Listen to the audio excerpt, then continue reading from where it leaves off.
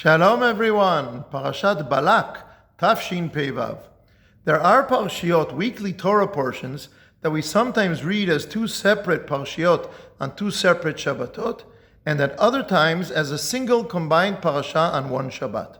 The examples are well known, we're not going to go through the list right now. However, if you examine them, you will find that every double parasha has a clear and obvious common theme connecting its two parts. It is therefore not surprising that they are sometimes read as a single unit. Perhaps the least well-known of all the double parshiyot is the custom practiced in a very small number of communities to read Chukat and Balak as one combined parasha. That raises a question.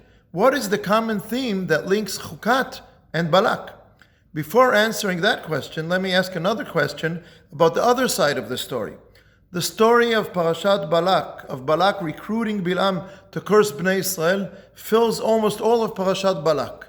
So why doesn't the parasha end after Bilam's fourth and final blessing, which concludes with the words, "Then Bilam rose and returned to his place, and Balak also went his way"?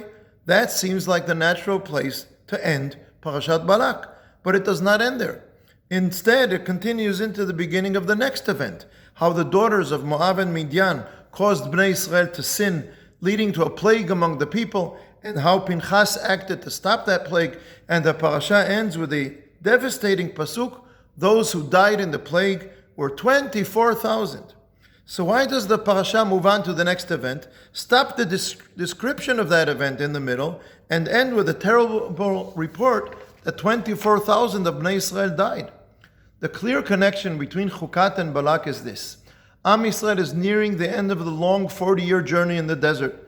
They are coming close to Eretz Yisrael, where they will fulfill the mission that Hashem has given them to shine a great light from Eretz Yisrael and bring repair and blessing to the world. As they approach Eretz Yisrael, they begin encountering neighboring nations. Some of these neighbors do not want Am Yisrael to reach Eretz Yisrael and fulfill its mission. In Parashat Chukat, we are told that Am Yisrael passes near some of these nations. Others wage war against Am Yisrael. Am Yisrael conquers their territories, the kingdom of Sichon, the king of Heshbon, and of Og, the king of Bashan. And nearby are also Midian, Ammon, and Moab. And Balak, the king of Moab, is afraid. He asks himself, what will happen now to me and my people? This is the connection between Chukat and Balak. But Balak doesn't bring an army, does not march to war against Bnei Israel. Instead, he brings Bilam to curse Am Yisrael. And in Parashat Balak, we see that this strategy, of course, also fails. And so it has been throughout the generations. Am Yisrael returns to Eretz Yisrael in order to fulfill the mission Hashem has given us to bring repair to the world. There are nations that seek to stop us forcefully from entering the land, from carrying out our mission. They may fight against us, but they will not succeed. They may curse us, but that will not stop us. For we must fulfill our mission and contribute to the repair of the world.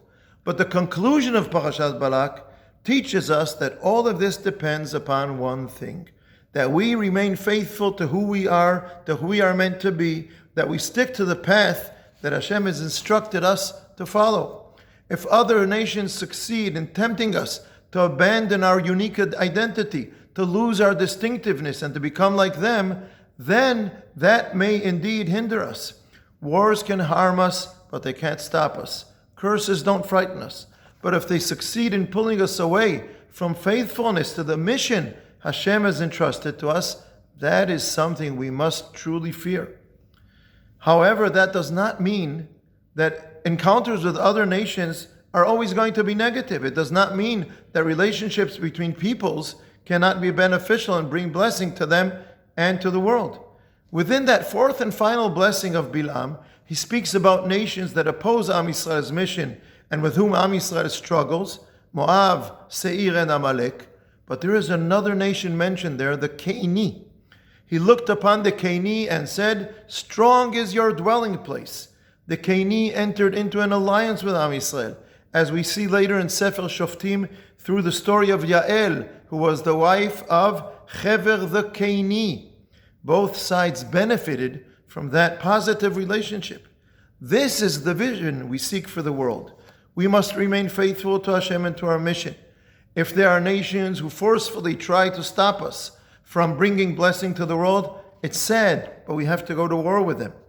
While at the same time we try to form partnerships with other nations in a way that brings blessings to all the world, to all people, to all nations.